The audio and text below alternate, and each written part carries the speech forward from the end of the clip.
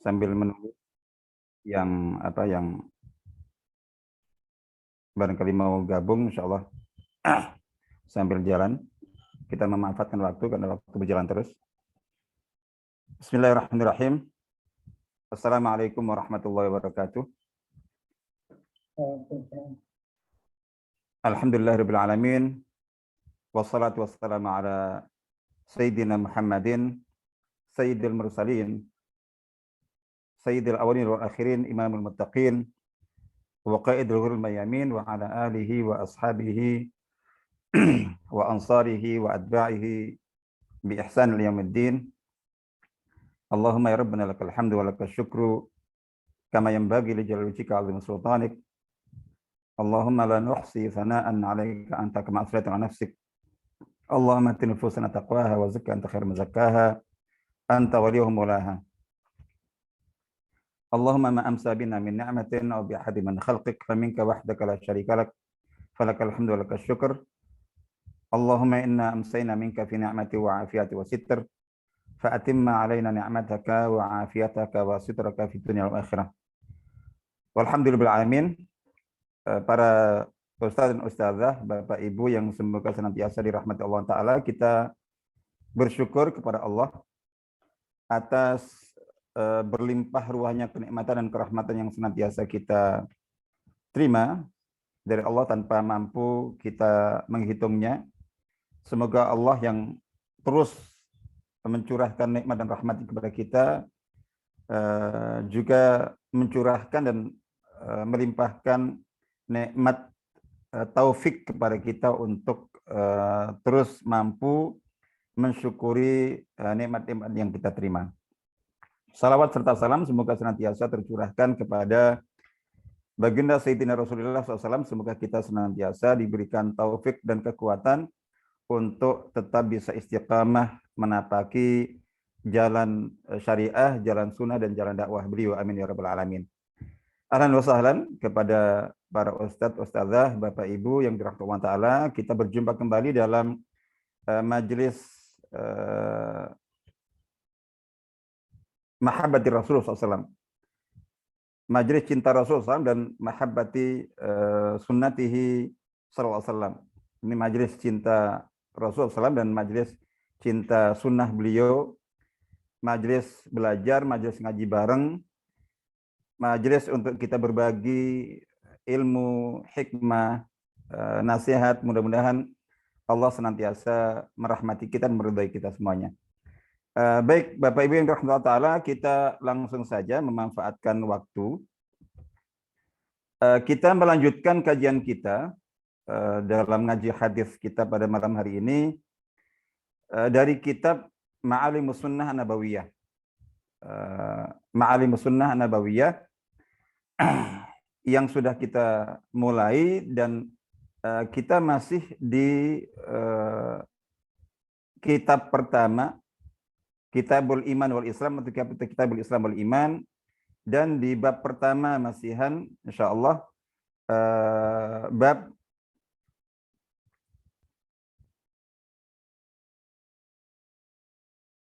ya. Jadi babul Islam wal Iman insyaallah. Ya. Kita sudah baca di dalam bab ini dua hadis dan kita lanjutkan pada malam hari ini kita membaca hadis ketiga. Hadis ketiga ini Bismillahirrahmanirrahim. An Abi Umamah radhiyallahu anhu anna Rasulullah sallallahu alaihi wasallam, dari sahabat mulia Abu Umamah Al-Bahili radhiyallahu anhu bahwa Rasulullah SAW sa'alahu rajulun, ditanya oleh seorang laki-laki, seseorang tidak disebutkan di sini namanya, faqala, maka orang itu yang bertanya itu berkata, ya Rasulullah, wahai Rasulullah, mal iman, apa iman itu? Dalam penjelasan disebutkan dari jawaban Nabi SAW itu yang dimaksudkan oleh penanya itu adalah ma alamatul iman. Apa tanda dan bukti, indikasi, indikator tengara iman pada diri seseorang. Qala sallallahu alaihi wasallam, Rasulullah bersabda, "Idza sarratka hasanatuk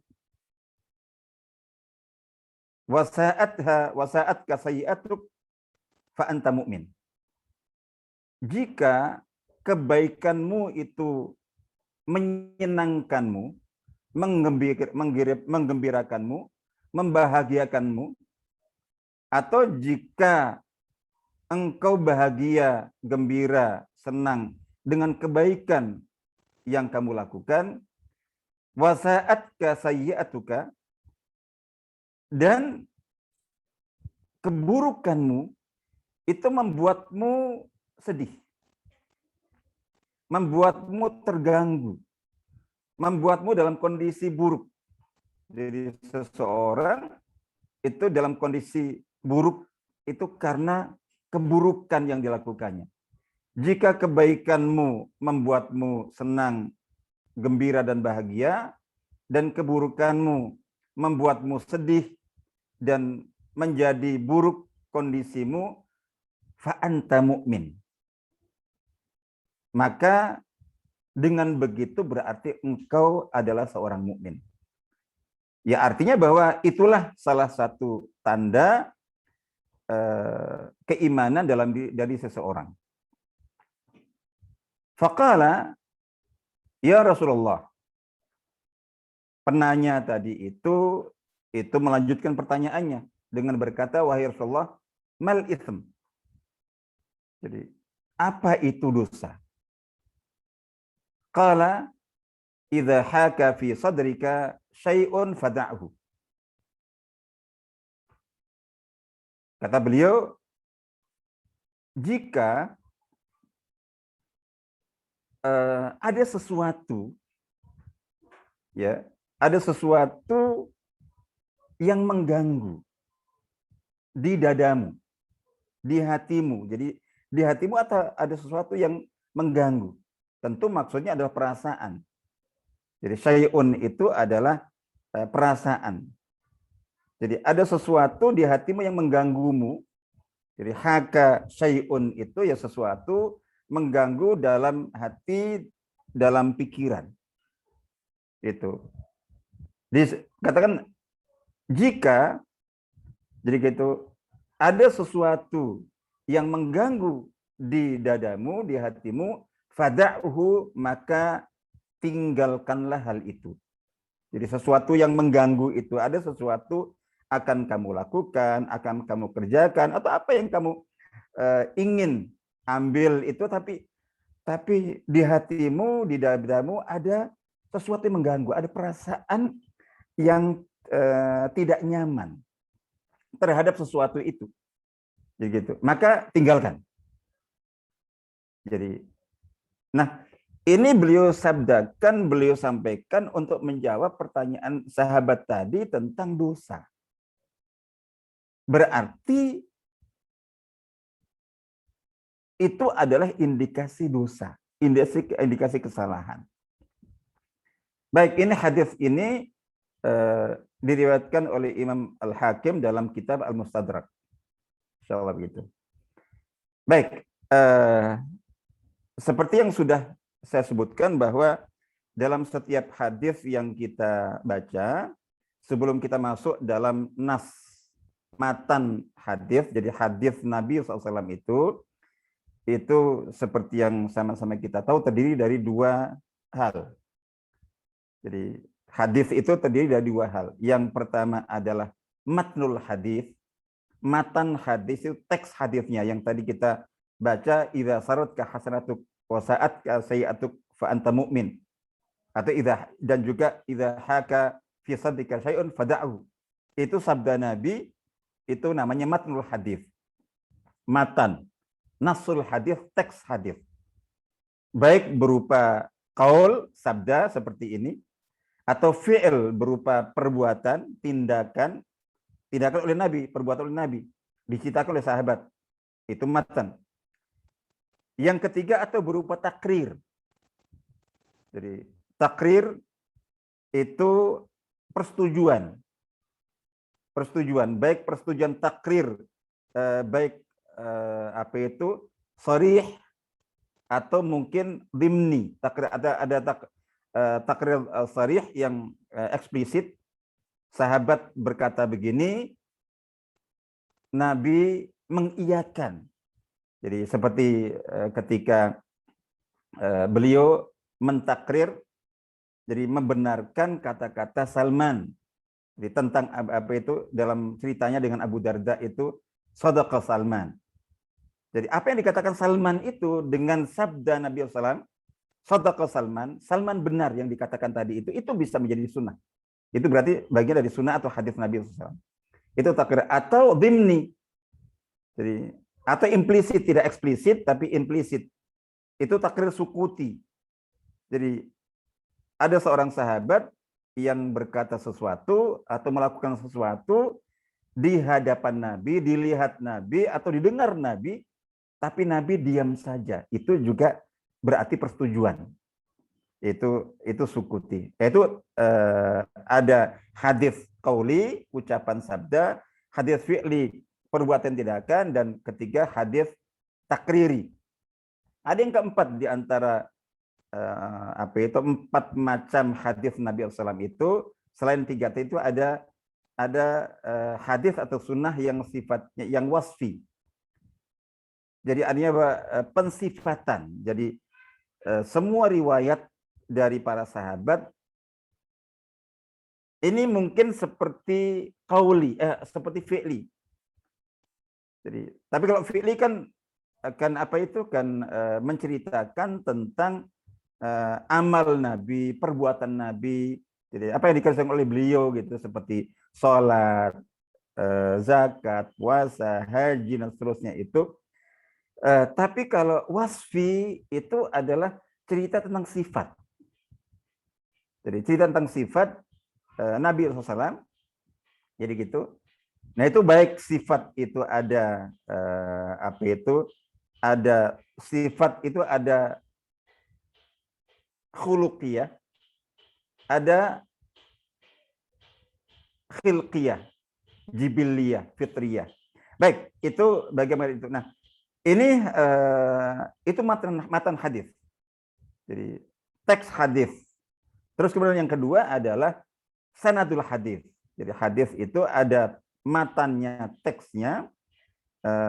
Yang kedua ada sanadnya. Sanadnya itu adalah silsilah. Jadi artinya bahwa apa itu silsilah perawi sambung menyambung.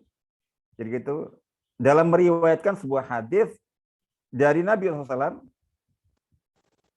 terus sahabat, tabiin, tabi'in, seterusnya sampai kepada perawi terakhir seperti Imam Bukhari, Imam Muslim, termasuk di sini Imam Al-Hakim itu.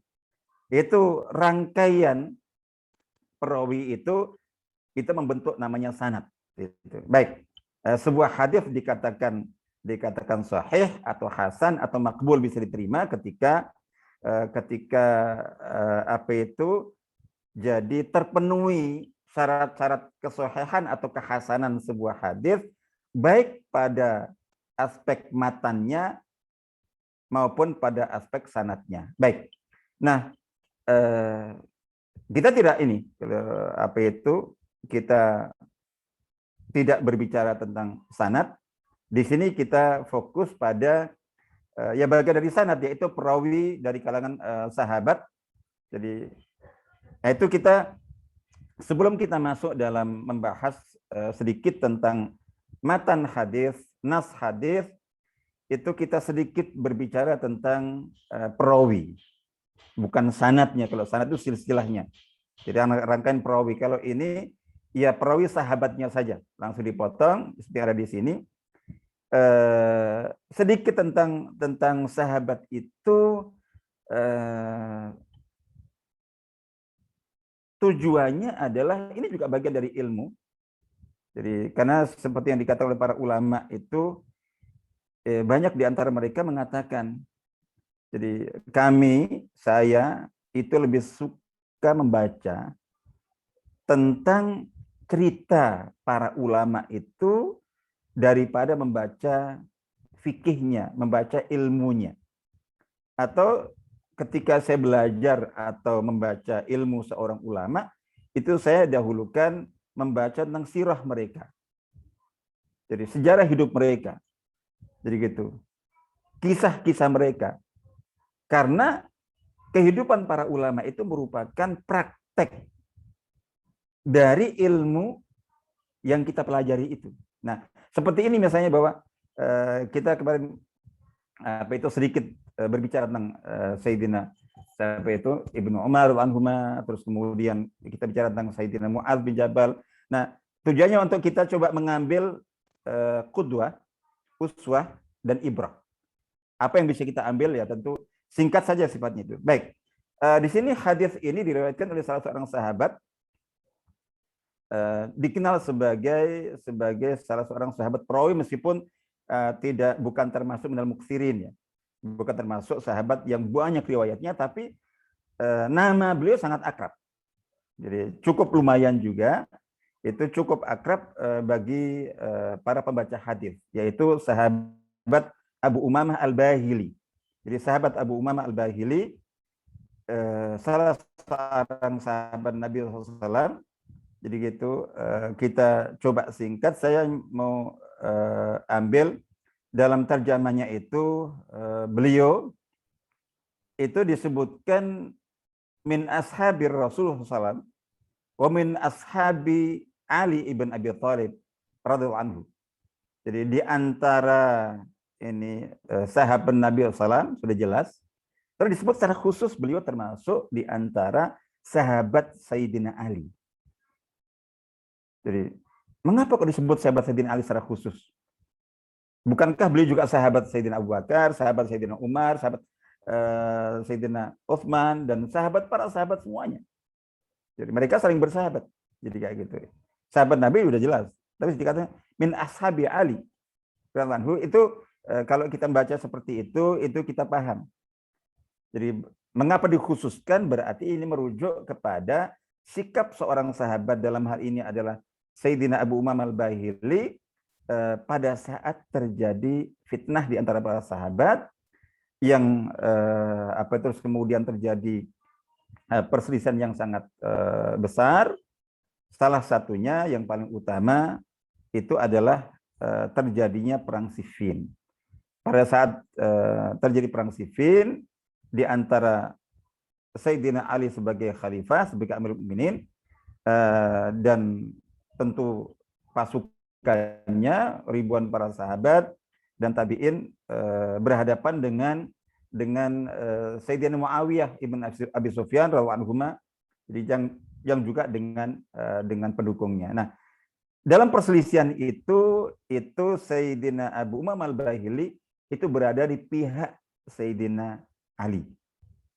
Jadi seperti juga Sayyidina Ammar bin Yasir, itu kan terkenal begitu.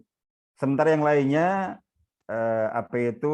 jadi Amr bin As itu berada di pihak Muawiyah. Jadi itu maksud begitu. Kita tidak bahas itu. Nah, saya hanya disebutkan bahwa beliau itu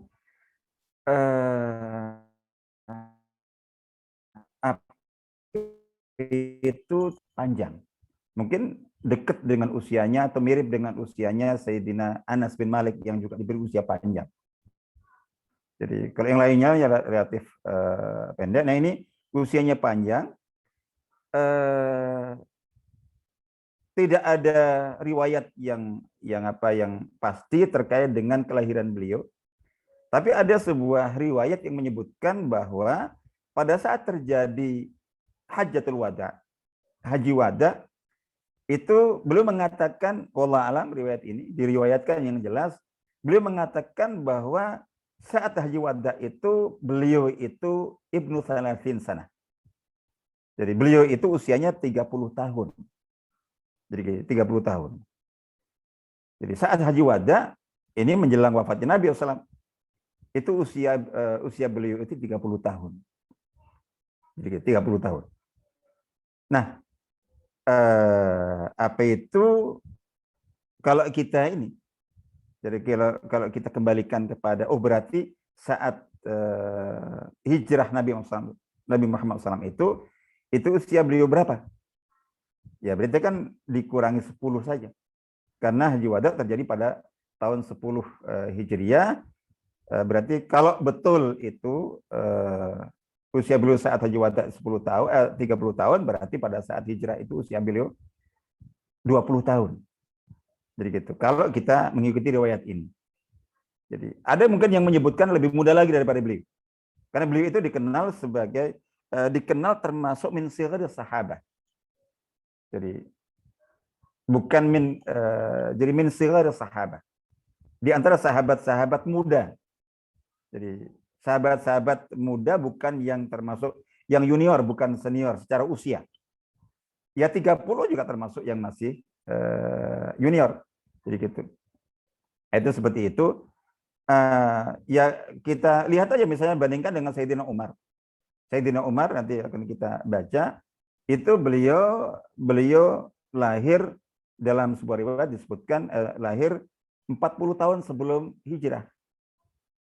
Jadi ya kalau ngikuti itu berarti si siapa ini Sayyidina Abu Umam Al-Bahili itu lahir 20 tahun sebelum hijrah, separuhnya. Ya maklum ketika itu masih muda. Baik. Nah, yang ingin saya sampaikan di sini adalah bahwa dan nanti akan kita ambil itu adalah bahwa beliau termasuk minal mu'ammarin. Dikatakan termasuk di antara sahabat yang diberi usia yang cukup panjang karena jadi wafat beliau itu ada dua riwayat yang menyebutkan.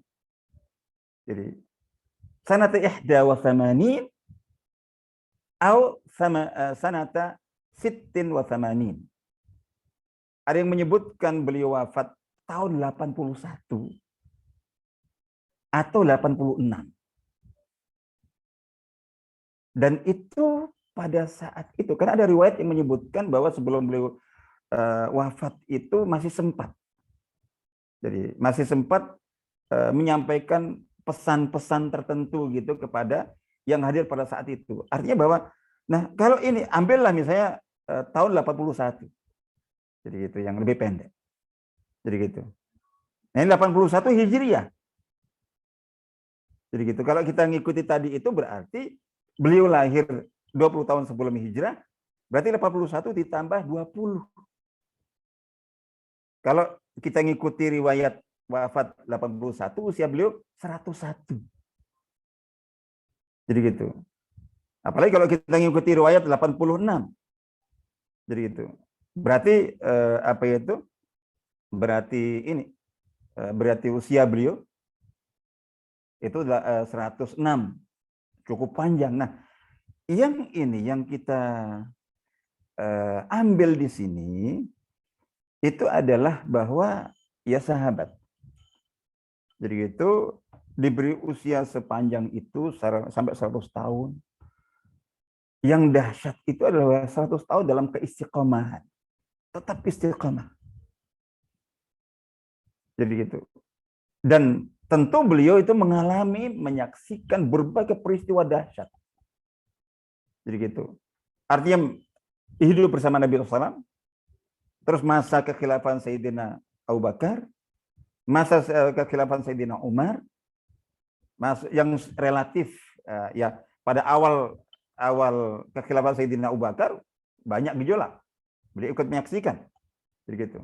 Terus kemudian apa itu masa kekhilafan Sayyidina Umar, kemudian masa kekhilafan Sayyidina Utsman.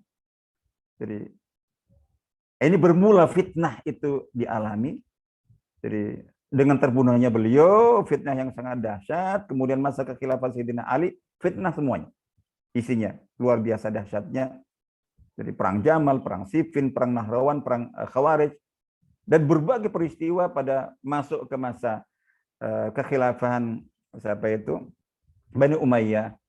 Jadi pada masa kekhilafan Sayyidina Muawiyah kondisi tenang, tapi setelah beliau itu dari fitnah ke fitnah, masya Allah dahsyat. Artinya bahwa beliau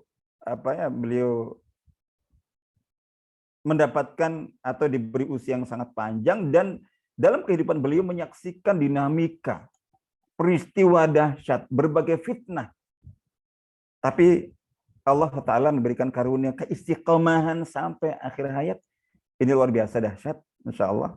Jadi ini yang mungkin ibrah yang bisa kita ambil adalah, ya tentu kita tidak bisa masuk detail bagaimana, tapi intinya bahwa kalau bagi kita itu bagaimana. Jadi di sisa usia kita, baik kita tidak tahu itu berapa jatah umur yang Allah telah tetapkan untuk kita.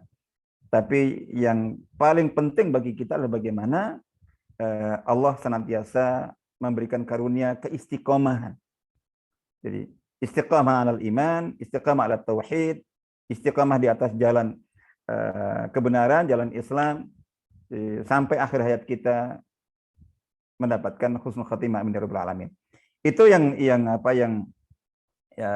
jadi mungkin pelajaran yang bisa kita ambil adalah bahwa bagaimana beliau yang diberi usia yang sepanjang itu mengalami berbagai dan menyaksikan berbagai peristiwa dahsyat dan besar, fitnah yang luar biasa, tapi tetap di jalan keistiqamahan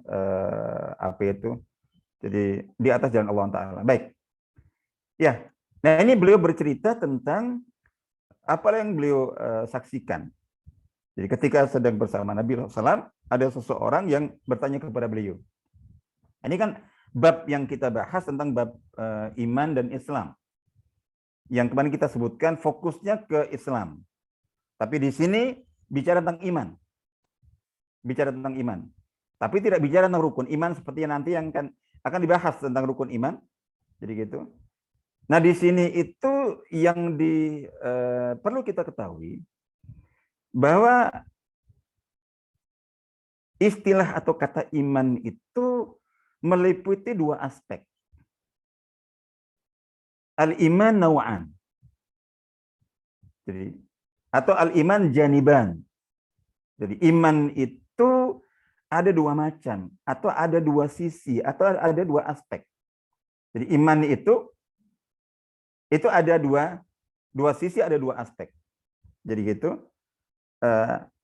Yang pertama adalah al-iman fi janibihil aqli, al-ilmi an-nazari.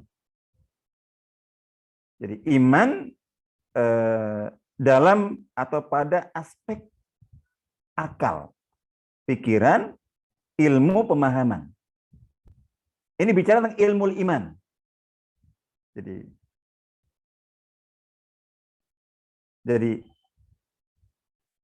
nazariyatul iman, teori iman.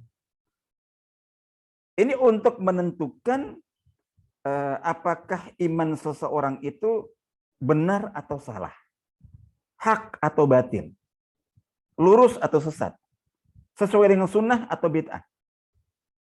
Jadi gitu. Jadi ketika iman disifati dengan benar salah, hak batil, lurus sesat, jadi gitu. Jadi istiqamah atau menyimpang, ini berarti kita bicara tentang aspek iman ilmu. Jadi gitu. Karena ilmu yang menentukan ini benar atau salah. Ilmulah yang menentukan ini hak atau batil. Ilmulah yang menentukan ini sunnah atau bid'ah. Jadi gitu. Nah, ini sangat penting.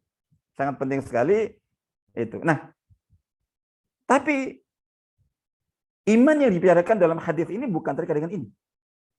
Bukan iman teori. Bukan terkait dengan benar salah. Jadi gitu. Tapi terkait dengan iman bagian kedua, yaitu al-iman al-qalbi.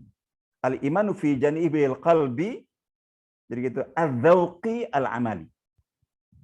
Tadi al-iman al-aqli, al-ilmi an-nazari, iman akal pikiran berupa ilmu teoritis. Ini iman keyakinan hati yang membuahkan rasa dzauq. Jadi gitu, membuahkan rasa dan bersifat praktis. Yang bersifat praktis.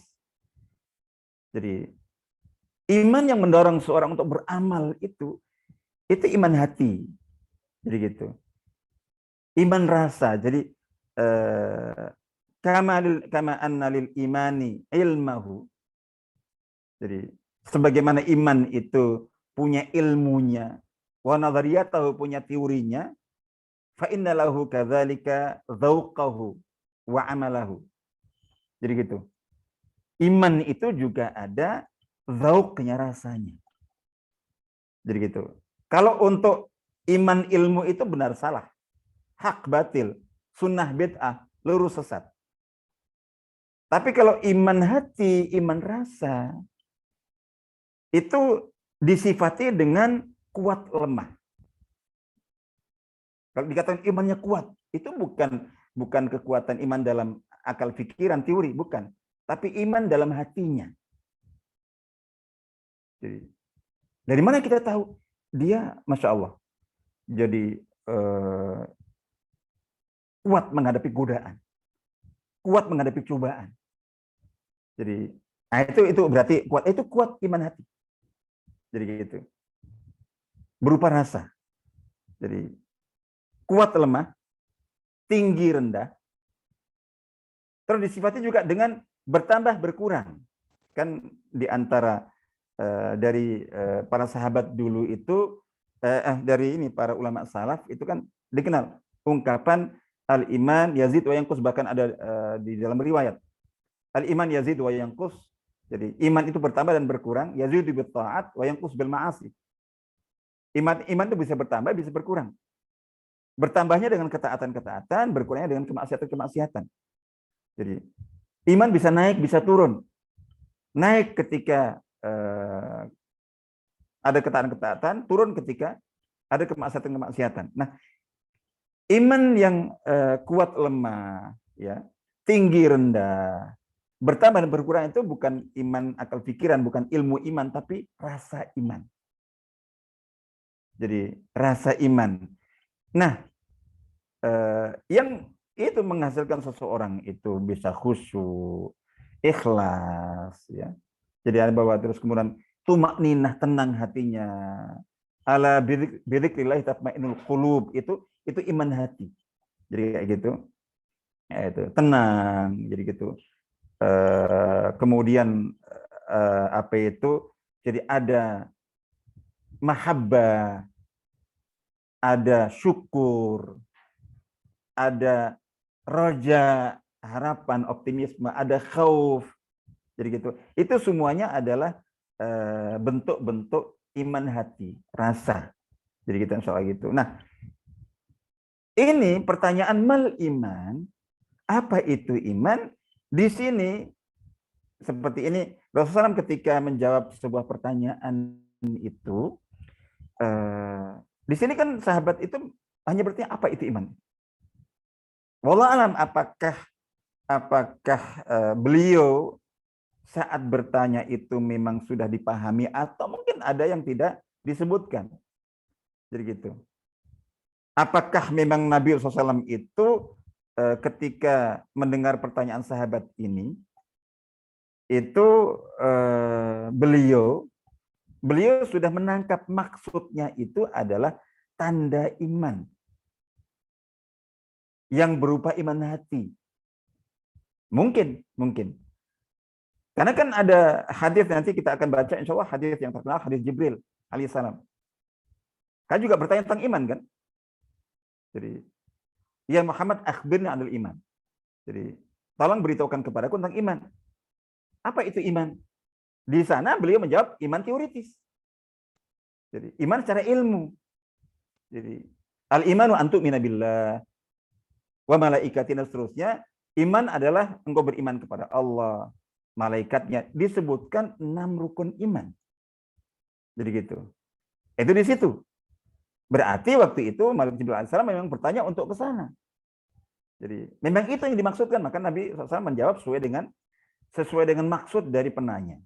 Ada 2. Jadi beliau menjawab sesuai dengan maksud. Jadi beliau menangkap maksudnya memang di sini. Maka beliau jawab begini sesuai dengan maksud itu. Baik maksud itu dijelaskan secara eksplisit, ataukah bisa ditangkap secara implisit. Jadi gitu. Nah, Rasulullah menjawab Jibril alaihissalam ketika bertanya, beritahukan kepadaku tentang iman, dijawab dengan rukun iman. Jadi gitu. Ya berarti itu yang dimaksud. Beliau tangkap, beliau paham maksudnya itu. Tapi di sini beda. Nanti dalam apa itu menjawab pertanyaan sahabat lain tentang pertanyaan yang sama atau serupa, bisa jawabannya beda lagi. Beda lagi begitu. Nah, perbedaan jawaban itu secara umum didasarkan pada dua hal. Jadi yang pertama adalah pada tiga ya mungkin. Pertama adalah karena maksud. Jadi dalam apa itu? Jadi maksud pertanyaan baik eksplisit atau implisit. Memang maksudnya itu, maka kemudian belum jawab sesuai dengan pertanyaan. Kadang beliau juga menambah. Yang kedua adalah beliau menjawab itu sesuai dengan kebutuhan. Kebutuhan itu dua. Ada kebutuhan penanya. Kebutuhan penanya. Ada kebutuhan sesuai dengan konteks. Jadi gitu. Jadi sebuah pertanyaan diajukan dalam kondisi begini, dalam konteks begini. Jadi gitu.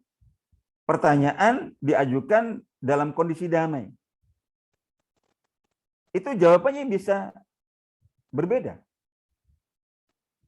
Dengan ketika pertanyaan tidak diajukan dalam kondisi perang. Jadi itu. Pertanyaan dalam kondisi apa? Dalam kondisi apa itu aman gitu. Itu jawabannya bisa berbeda pada saat pertanyaan yang sama diajukan dalam kondisi khauf. Ada ketakutan semacam itu. Jadi gitu. Nah, seperti itu. Jadi artinya bahwa ada yang ditangkap maksudnya begini, maka dijawab sesuai dengan maksud itu. Ada yang jawaban itu sesuai dengan kebutuhan. Ya, kayak contoh pertanyaan para sahabat tentang ayul a'mali afdal. Amal apa yang paling afdal, itu kan jawaban Nabi berbeda-beda. Nah, perbedaan jawaban itu kan memperhatikan penanya. Untuk A, jawabannya ini. Untuk kepada Sayyidina Umar misalnya, jawabannya beda dengan jawaban beliau kepada Sayyidina Abu Hurairah. Beda lagi dengan ketika penanyanya itu misalnya Sayyidina Abu Dzar. Beda lagi dengan ketika penanya itu Ibnu Mas'ud dan seterusnya. Jadi gitu, perbedaan atau juga perbedaan kondisi situasi dan juga konteks, insyaallah gitu. Baik. Nah, di sini ya baik beliau menangkap maksud ataukah memang jawaban inilah yang dibutuhkan oleh penanya itu. Jadi gitu. Jadi ya. Nah, jawabannya adalah berupa sebuah tanda, tengara, indikasi yang menunjukkan keimanan seseorang, tapi dari aspek keimanan hati, keimanan rasa. Ini bukan keimanan teori dan ilmu. Karena kaitannya dengan perasaan. Jika engkau merasa senang, gembira, bahagia karena melakukan kebaikan, sebaliknya sedih, jadi merasa tidak tenang, jadi terganggu pikiran dan hati, itu karena sadar telah melakukan keburukan, itu tanda yang bersangkutan iman. Imannya ada, imannya hidup, imannya sehat, dan imannya itu peka. Ini kaitannya dengan kepekaan iman, al-hissul imani, al-hasasiyah al-imaniyah. Jadi seseorang merasa, jadi gitu. Ini hati. Ini soal hati. Jadi gitu. Jadi tidak bisa orang mengaku, ini nggak bisa. Itu real apa yang dirasakan di dalam hati dia seperti apa. Jadi gitu. Nah, ini betul-betul bahwa tanda itu dirasakan. Jadi memang ada di dalam perasaan yang bersangkutan, bahwa merasa senang, merasa gembira, merasa bahagia dengan kebaikan yang dilakukan. Perhatikan ini rasa yang muncul dalam hati ya. Jangan kemudian ditafsirkan membanggakan, apalagi membangga-banggakan. Jadi gitu. Bukan, ini perasaan yang ada di dalam hati dia. Mungkin orang lain juga tidak tahu. Jadi gitu. Tapi dia merasa. Jadi, dan di sini kegembiraan itu kegembiraan. Jadi seorang mukmin itu gembira syukur. Jadi setelah selesai sholat, itu alhamdulillah Allah Ta'ala memberikan taufik kepada saya untuk bisa sholat tadi. Jadi puas, ada kepuasan dalam hati itu dalam sebuah riwayat yang lainnya, itu perasaan bahkan ketika Jadi itu bukan riya. Jadi gitu. Itu bukan riya, bukan. Itu bahkan tanda keimanan. Dalam sebuah riwayat yang lain disebutkan ini hadisnya juga dalam riwayat At-Tabrani. Jadi itu ada juga. Jadi man saratu hasanatuhu wa sa'atu sayi'atuhu fa huwa mu'min. Dengan riwayat itu. Jadi barang siapa yang yang senang, gembira, bahagia itu dengan ini, dengan apa? Dengan kebaikannya dan sedih, jadi gitu, merasa tidak nyaman itu dengan keburukan yang dilakukannya, maka berarti dia seorang mukmin. Itu tanda. Jadi seperti yang tadi saya sebutkan bahwa jadi as-surur itu adalah as-syu'ur. Jadi itu rasa, dan rasa itu ada di hati. Jadi merasa senang, gembira, bahagia dengan kebaikan, merasa senang, gembira, bahagia dengan keburukan. Jadi gitu. Ini kita perluas. Perluas bahwa di sini tadi saya katakan bahwa jadi intinya adalah bahwa hati kita itu perasaannya itu dipengaruhi dan ditentukan oleh hal baik buruk. Nah, di sini fokusnya adalah baik buruk yang dilakukan oleh yang bersangkutan. Oleh yang bersangkutan. Jadi gembira, senang, bahagia saat dia melakukan kebaikan, sedih, jadi gitu, kecewa, termasuk mungkin sampai marah kalau dia melakukan keburukan. Itu berarti imannya ada, imannya hidup, imannya sehat, jadi hayawi, imannya dinamis, dan imannya peka. Ada hasasiyah, kepekaan itu dalam hatinya. Nah, jadi tadi saya katakan al-hisul imani, jadi kepekaan, sensitivitas keimanan dalam hati itu ditunjukkan dengan tadi itu, dengan sikapnya yang ditentukan dan dipengaruhi oleh baik buruk, khususnya baik buruk yang bersumber dari dirinya. Nah, kalau kita luaskan di sini, itu juga termasuk kalau seorang mukmin itu rasa dalam hatinya itu juga merespon baik buruk yang ada di depan matanya, yang didengar oleh telinganya, yang dilakukan oleh siapapun. Meskipun bukan dia yang melakukannya, ketika ada keburukan itu sedih. Jadi kita kecewa. Bahkan bisa marah. Jadi bahkan marah. Sementara ketika ada kebaikan, seseorang melakukan kebaikan, Masya Allah. Jadi ini bahwa sebagai bentuk kecintaan kepada kebaikan itu, sebagai bentuk dukungan kepada kebaikan itu, jadi gitu. Sebagai bentuk apresiasi kepada kebaikan itu. Jadi gitu. Jadi tidak sama. Jadi hati kita itu berbeda sikapnya, tapi perbedaan sikap itu, perbedaan rasa itu ditentukan oleh nilai. Jadi gitu. Ini yang tanda iman. Jadi kalau perbedaan dan perubahan sikap rasa hati itu oleh hal yang bersifat material, ya tentu bab lain babnya. Tapi intinya seperti itu. Jadi insya Allah gitu. Ya, jadi itu yang kita sebutkan, dan yang kita pikirkan adalah bagaimana kita bisa memiliki itu. Ya tentu ini babnya adalah bagaimana kita terus berusaha jadi untuk meningkatkan kualitas iman kita, menghidupkannya, menyehatkannya, mendinamisasikannya, dan juga bagaimana terus diasah agar supaya memiliki kepekaan. Jadi kepekaan terhadap fenomena kebaikan dan keburukan. Jadi baik itu dari diri kita maupun dari orang lain.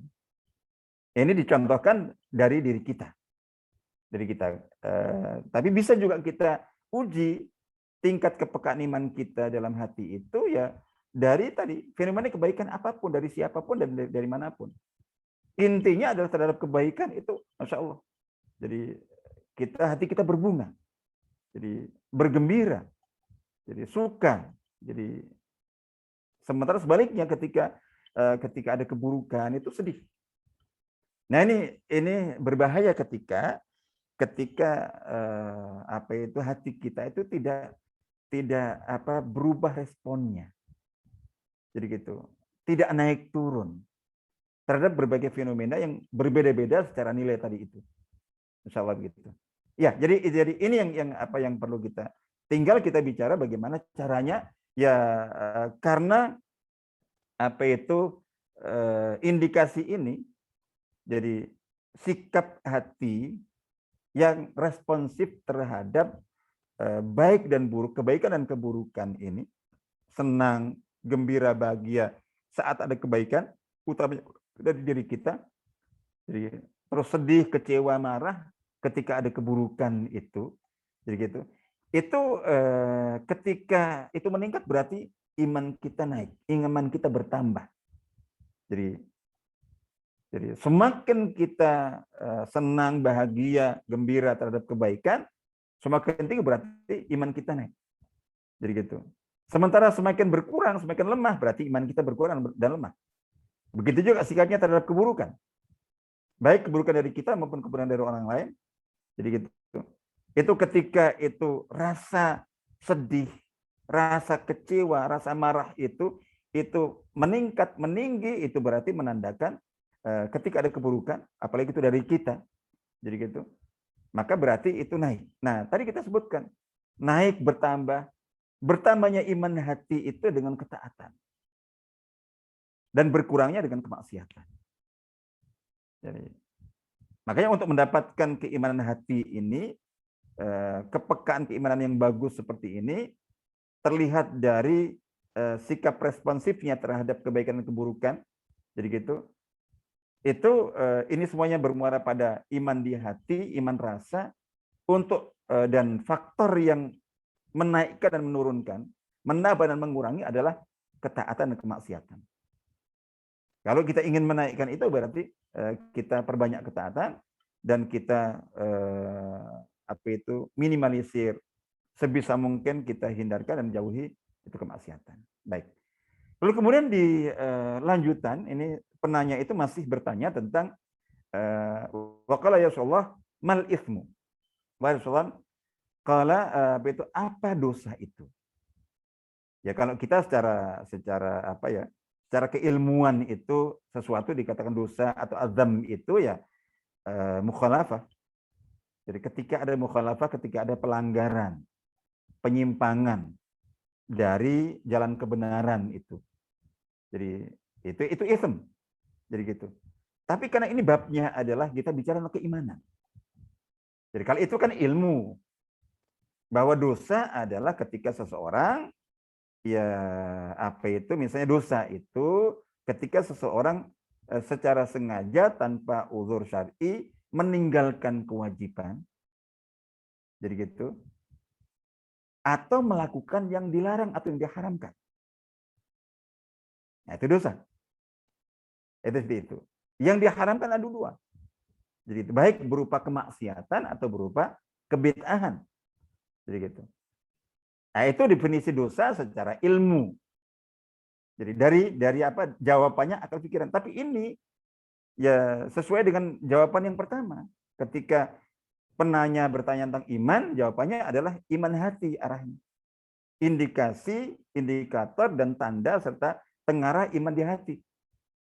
Jadi terkait dengan bagaimana respon hati kita atau rasa hati kita terhadap kebaikan dan keburukan.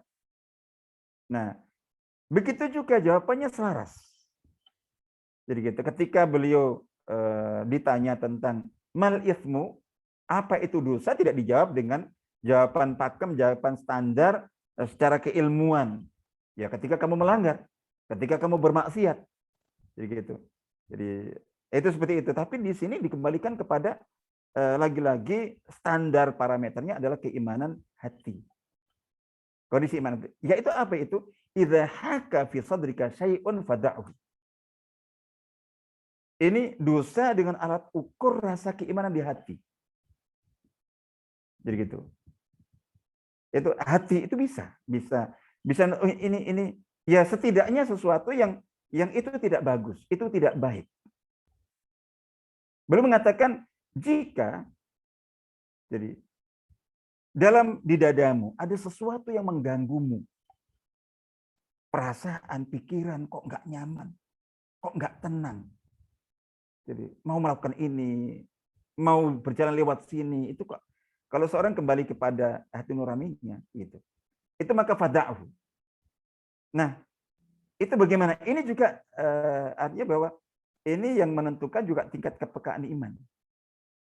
Jadi dalam konteks ini itu adalah ketika rasa iman atau keimanan seseorang itu berpihak kepada aspek takwa. Di dalam diri seseorang itu kan ada dua potensi. Jadi ada potensi takwa, ada potensi fujur seperti dalam surat Asy-Syams, a'udzubillahi minasyaitonir rajim, fa'alhamaha fujuraha wa taqwaha. Jadi gitu. Jadi semua orang, setiap orang itu dalam jiwanya, di hatinya itu sudah Allah berikan dua potensi itu. Potensi takwa yang berpihak kepada yang baik-baik itu. Jadi gitu. Yang kemudian menjadi jiwa al-lawamah gitu. Jadi artinya bahwa aspek dalam jiwa seseorang yang al-lawamah, yang mengoreksi, yang mengingatkan, yang menegur, jiwa penegur. Itu berarti ini adalah aspek takwa. Ada sisi yang lainnya ada fujur.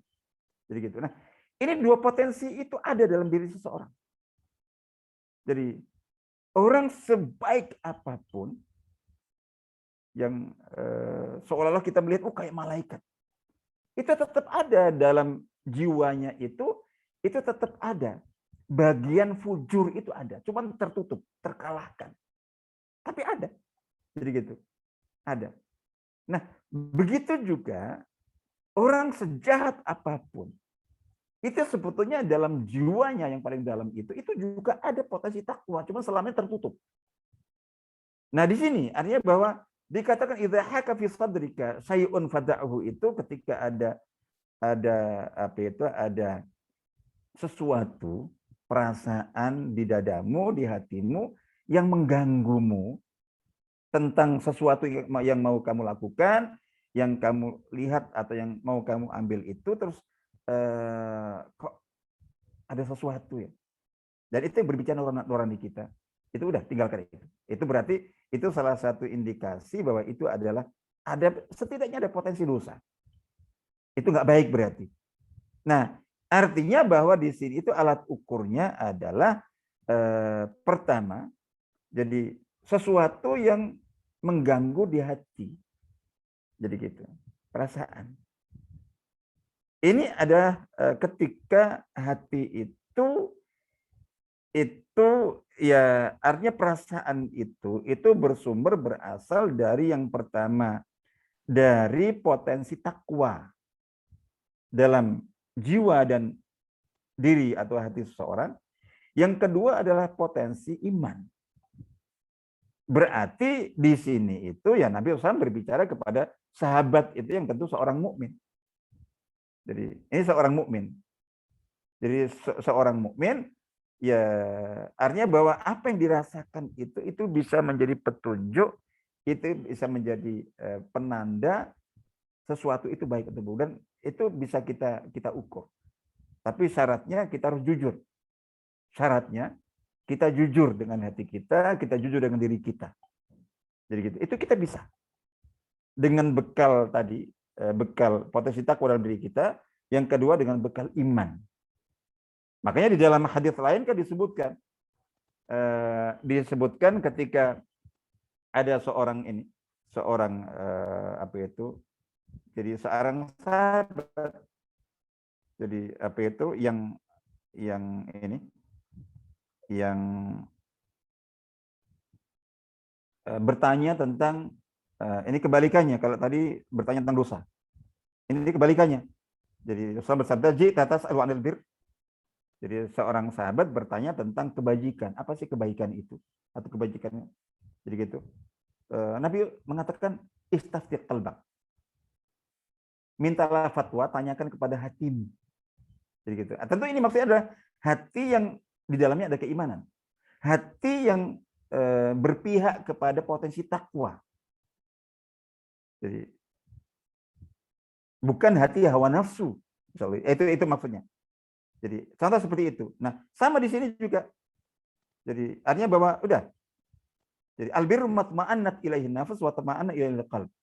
Kebajikan adalah yang direspon oleh hati kita dengan sikap tenang. Jadi nyaman. Itu. Nah, tadi hati yang berpihak kepada potensi takwa, hati yang berpihak kepada iman tentunya. Nah, sementara wal ismu sama seperti ini. Mahaka fi nafs wa taradata fi sadr wa in aftaka wa aftau. Jadi itu. Sementara dosa adalah sesuatu yang mengganggu, perasaan yang mengganggu di dalam jiwa, terus kemudian apa ya, maju mundur di dalam hati, di dalam dada, jadi gitu. Di riwayat lain, jadi wa karihta an yattari 'alaihan nas. Dan untuk sesuatu itu meskipun kayaknya kayak baik, tapi kamu tidak suka kalau orang lain mengetahuinya.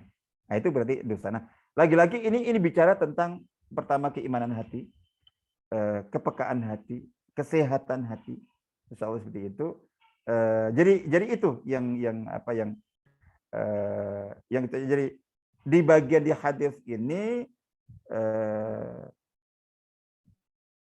yang disebutkan oleh penghimpun kitab Ma'rifatus Sunan Nabawiyah ini di bab al-iman wal Islam atau al-Islam wal iman, jadi gitu. Tapi fokusnya kepada keislaman, tentang keimanan itu ditekankan pada aspek tadi, janib al-iman al-qalbi al-dzauqi al-amali.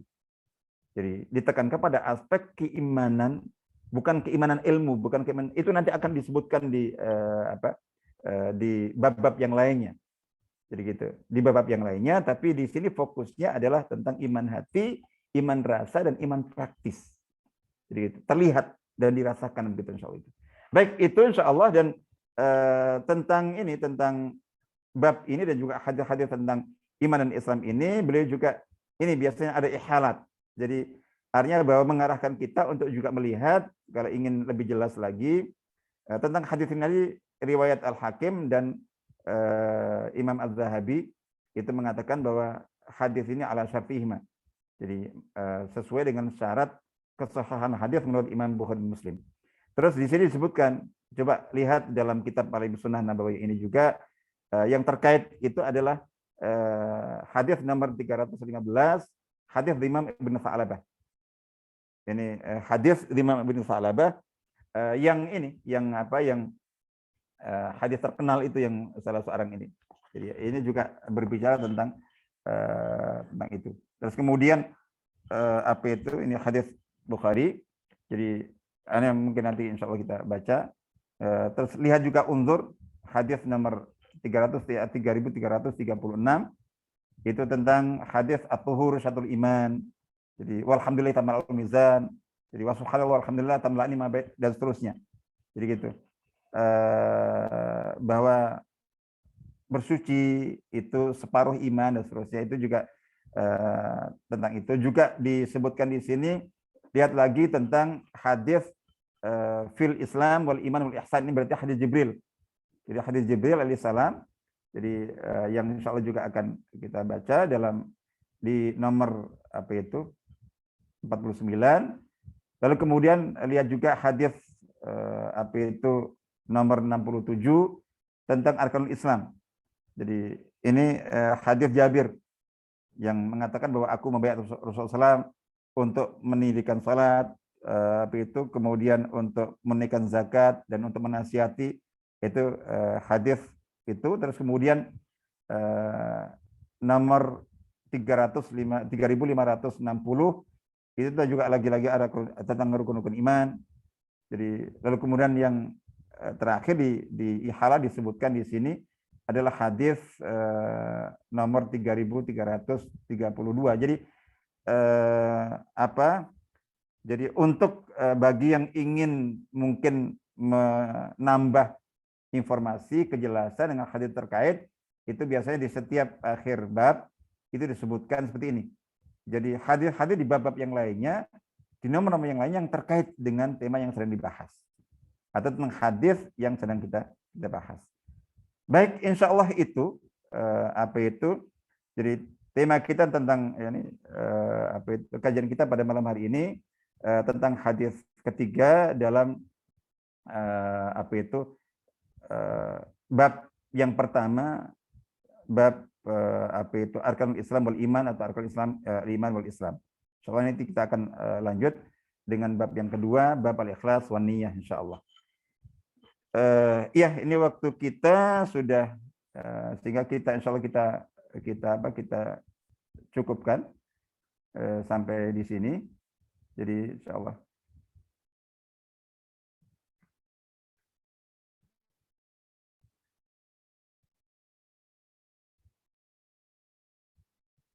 monggo barangkali mungkin ada sebelum kita cukupkan karena waktu kita tambah hadis yang berikutnya tentang hadis ini atau juga mungkin hadis yang sebelumnya. Barangkali ada yang ingin ditambahkan atau disampaikan di antara Ustadz dan yang lainnya, Ustadz Heru dan Bapak Ibu yang lainnya, ada yang ingin barangkali mungkin ditambahkan, disampaikan tentang hadis ini atau juga mungkin hadis yang lainnya yang barangkali untuk menambahkan.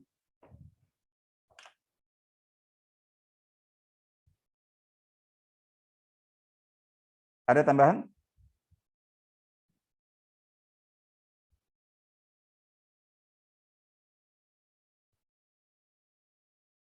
Monggo, baik, insya Allah kita kalau memang tidak ini. Monggo ada tambahan Ustadz Heru atau mungkin yang lainnya, Ustadz dan Ustadz yang lainnya.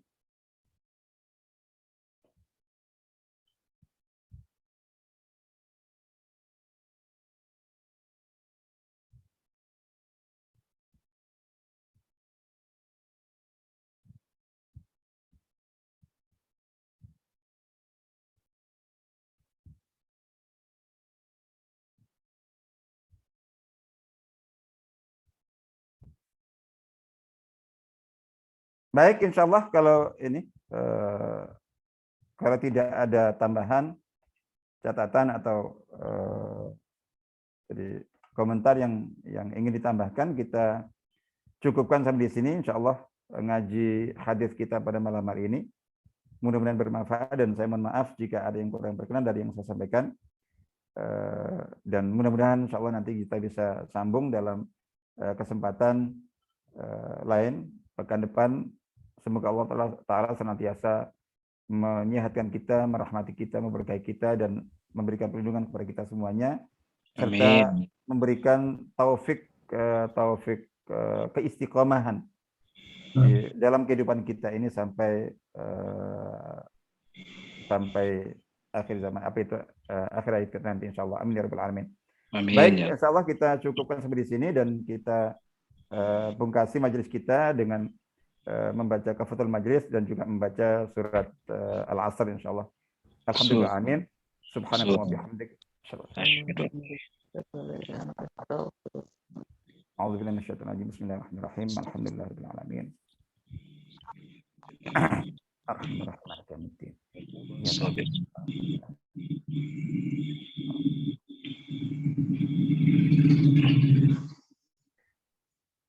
Baik, insya Allah. Ya, tadi ada yang tanya tentang kajian ini. Insya Allah, iya. Jadi insya Allah rutin setiap Jumat malam pukul jadi 19.30. Ya, resminya sampai 20.30, atau kalau ada tambahan-tambahan kita harapkan maksimal sampai 20.45 insya Allah. Jadi antara sampai 20.30 atau 20.45. Insya Allah. Barakallahu fikum, mohon maaf, jaga iman, jaga imun, jaga keamanan diri, dan saling mendoakan insya Allah, mudah-mudahan Allah Ta'ala merahmati kita semuanya. Amin. Assalamualaikum warahmatullahi wabarakatuh. Waalaikumsalam. Barakallahu khair.